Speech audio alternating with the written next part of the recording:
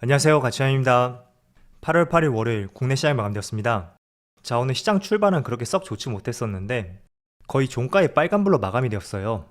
물론 상승폭은 거의 미미하다고 볼 수 있겠죠.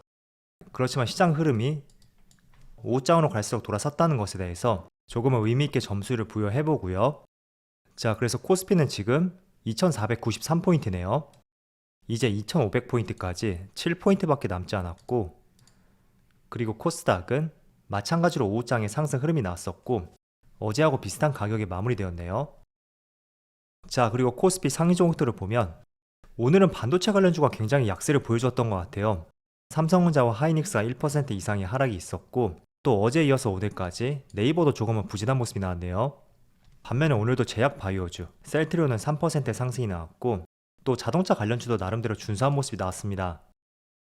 그리고 코스닥, 자, 코스닥도 마찬가지로 셀트리온 관련주들, 헬스케어가 2%, 또 셀트리온 제약이 1.5% 이렇게 상승 흐름이 나왔었고, 그리고 그 외의 종목들은 지난주에 강세를 보여줬던 위메이드를 제외하고 큰 변동성은 나오지 않았던 것 같습니다. 자, 이어서 코스피의 수급을 보면 오늘까지 외국인의 8거래 연속 순매수가 있었고 기간만 나홀로 순매도를 보여주었습니다. 그리고 코스닥은 모처럼 기관과 외국인의 양매도가 나왔네요. 그리고 삼성전자를 보면 외국인의 순매도는 그렇게 크지 않았는데 기관 쪽에서 많은 물량이 나왔었고, 그 때문에 1% 가까운 하락이 나왔던 것 같고, 자, 하이닉스도 마찬가지로 외국인보다는 기관 쪽에서 생각보다 많은 물량이 나왔어요.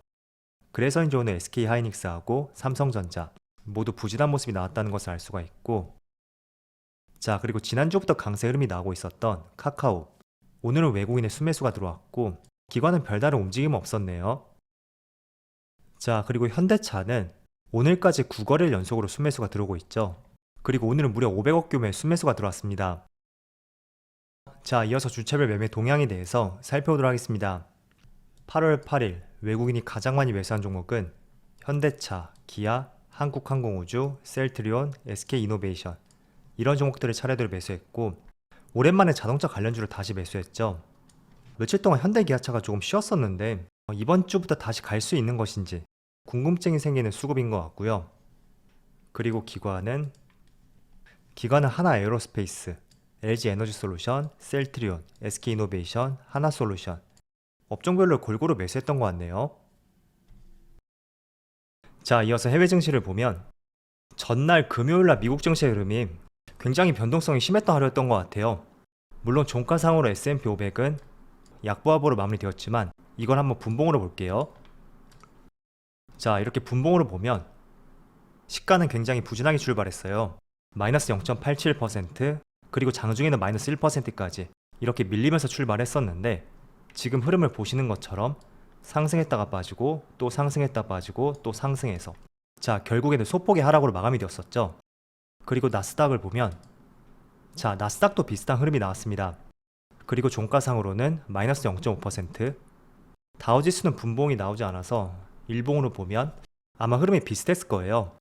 자, 일단은 이런 흐름이 나왔던 이유가, 자, 제가 금요일 날은 고용지표를 한번 주목해 봐야 된다 이런 말씀 드렸습니다. 여기 표기가 잘못되었는데 7월이에요. 그런데 고용지표가 생각보다 굉장히 잘 나왔었죠. 자, 블룸버그 통신에 따르면 전망치가 25만 개였거든요. 그런데 7월 고용지표를 확인해 보니까 무려 2배 이상 증가한 52만 8천 개의 일자리 증가가 있었고, 그런 부분이 조금은 시장이 혼란스러웠었던 하나의 이유가 되었던 것 같아요. 자, 그 이유 중에 하나는, 자, 일단은 고용이 탄탄하다는 것은 경기 침체 우려감을 지울 수가 있잖아요. 그래서 그런 부분은 굉장히 긍정적이라고 볼 수 있는데, 또 다른 한편으로는, 자, 탄탄하게 고용이 받쳐주고 있으니까 연준이 물가를 공격적으로 잡을 것이다, 그런 걱정들도 시장에 투영이 되었던 것 같습니다. 자, 그래서 어제 나스닥하고 S&P 500을 보시면 변동성이 굉장히 컸다고 볼 수 있어요. 그렇지만 종가상으로 봤을 때는 그래도 낙폭을 많이 만회했었던 만큼 조금 더 긍정적인 부분에 점수를 부여하지 않았을까, 저는 그렇게 추측이 되고요. 자, 여러분들도 한번 잘 생각해 보세요. 어쨌든 고용이 정말 잘 나왔던 만큼 연준이 금리 인상에 대해서는 보다 마음 편하게 할 가능성이 높아졌습니다. 자, 그런데 무작정 금리 인상을 한다고 해서 이게 마냥 물가를 잡을 것이고 시장에 도움이 될 것이다, 그건 결코 아니거든요. 지금 7월달부터 8월달까지 에너지 가격이 많이 하락하고 있죠. 그래서 연준이 공격적으로 금리 인상을 하지 않더라도 이미 인플레이션, 소비자 물가지수, 이거는 피크를 찍었다는 것에 많은 분들이 공감을 하셨을 거예요. 자, 그렇다 보니 고용지표가 잘 나왔다고 해서 이걸 무작정 9월 FOMC에서 0.5% 금리 인상을 0.75%로 단행할 것이다. 그렇게 보기에는 조금 무리가 있는 것 같아요. 그래서 어쨌든 이런 해석 과정이 있었기 때문에 금요일날 미국 증시의 흐름의 변동성이 심했다고 생각이 되고요. 국내 증시도 마찬가지로 보합권 내에서 큰 방향성 없이 어느 정도 횡보를 보여주었던 것 같아요. 자, 그래서 가장 중요한 것은 항상 어떤 중요한 경제 지표가 발표되고 나서 하루 정도 뒤에 해석의 차이를 거치는 것 같더라고요. 그래서 개인적으로 오늘 시장의 흐름, 저녁에 있을 미국 증시의 흐름이죠. 어떤 흐름을 보여주는지 다시 한번 체크해 볼 필요가 있는 것 같고요. 자, 그리고 일봉으로 보면 어쨌든 바닥에서 많이 상승이 나왔어요. 자, 그래서 혹시나 이번 주 수요일 날 미국의 소비자 물가 지수가 전달보다 하락하고 컨센보다 더 낮게 나온다고 하더라도 저는 이런 부분에 시장이 많이 반영이 되었다. 그렇게 생각을 하고 있습니다. 그래서 이미 7월 소비자 물가 지수에 대한 기대감, 그런 것들은 어느 정도 시장에 반영이 되었다고 생각이 되고요. 그렇지만 우리가 이번 주 수요일 날 어느 정도 피크를 확인한다면 하나의 주된 악재에 대해서 경계 심리가 조금은 완화될 가능성이 높아지겠죠. 그래서 이런 부분 한번 주목해 보시고요. 자, 그리고 10일 같은 경우에는 한 가지 이슈가 더 있어요. 이거는 국내 이슈인데 삼성전자의 전략폰이라고 할 수 있는 갤럭시 폴더블 폰 8월 10일 날 언팩 행사가 있습니다.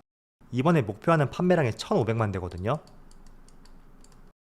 자, 그런데 잘 생각해보면 작년에 갤럭시 폴더블 폰이 시장의 예상치를 넘어서 굉장히 흥행을 했었어요. 그래서 폴더블 관련주들이 굉장히 좋은 모습이 나왔었죠. 자, 그래서 이번에도 어떤 반응이 나올지 모르겠지만 한 번쯤은 우리가 관련주에 대해서 기대감을 가져보는 것도 좋은 시점이 될 것 같습니다.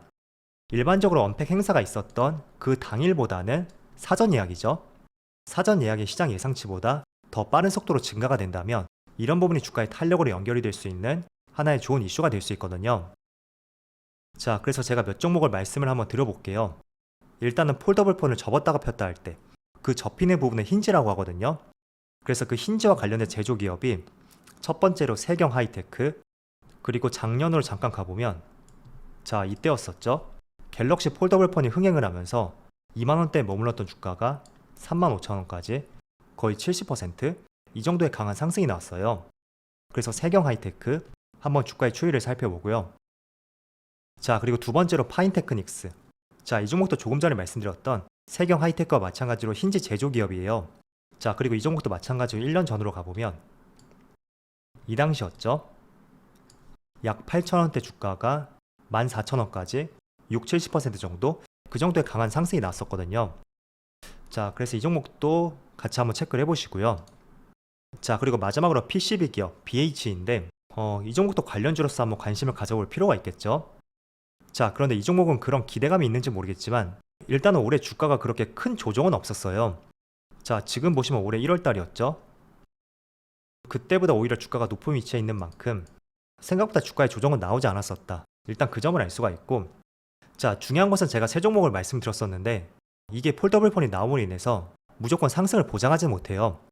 어디까지나 작년에 폴더블폰 관련주로서 흥행과 함께 주가의 상승이 나왔던 대표적인 종목이었던 만큼 이번에도 그런 흐름이 나올 수 있는지 한번 관심 있게 지켜보자는 측면에서 말씀을 드린 것이고요.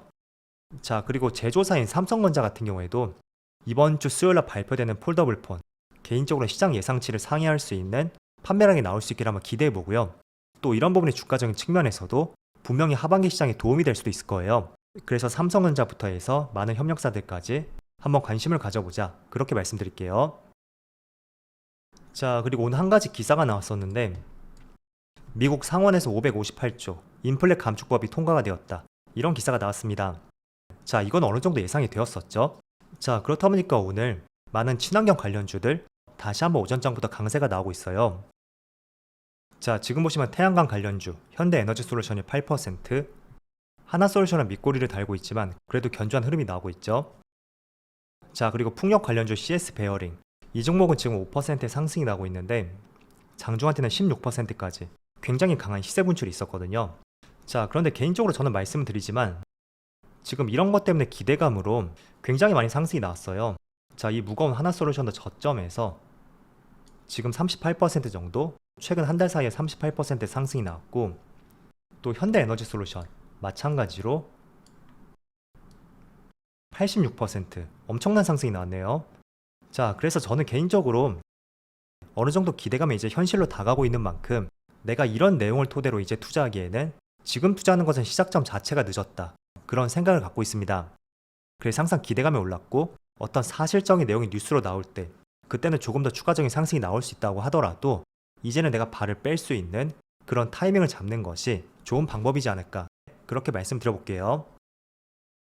자, 그리고 주말 사이에 나온 뉴스를 보니까 아마존에서 17억 달러의 로봇 청소기 업체를 품었다 라는 발표가 있었습니다. 아이로봇이라는 회사를 인수했는데 이게 역대 네 번째 규모라고 해요. 자, 그래서 오늘 로봇 관련주들 오후장에는 윗꼬리가 조금 달리고 있지만 어쨌든 오전장부터 굉장히 강한 시세가 나왔거든요. 자, 그런데 로봇 관련주는 이거 말고도 한 가지 더 이슈가 있잖아요. 바로 삼성전자의 M&A 이슈, 그리고 최근에 나왔던 내용이 삼성전자에서 발표했던 무인공장, 그런 점들을 보면 어쨌든 로봇 관련주들은 당분간은 조금은 관심이 쏠릴 수 있는 종목인 것 같아요. 그리고 이번 주 금요일에 사면과 관련해서도 이재용 부회장과 관련된 어떤 언급이 나올 수도 있는 만큼 실제로 사면이 되게 된다면 로봇 관련주들, 대표적인 M&A 관련주로서 다시 한번 시세를 분출할 가능성이 있으니까 한번 관심을 가져보는 것도 좋은 시점이 될 것 같습니다. 자, 그럼 오늘 영상 여기서 마치도록 하고요. 언제나 여러분들의 성공 투자를 기원하도록 하겠습니다. 감사합니다.